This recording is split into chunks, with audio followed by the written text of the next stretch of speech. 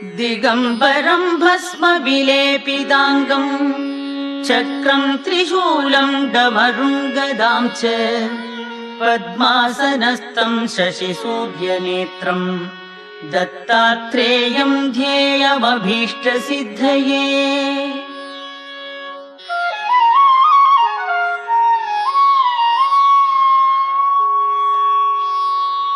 ॐ नमो श्रीगुरुं दत्तं दत्तदेवं जगद्गुरुं निष्कलं निर्गुणं वन्दे दत्तात्रेयं नमाम्यहम्।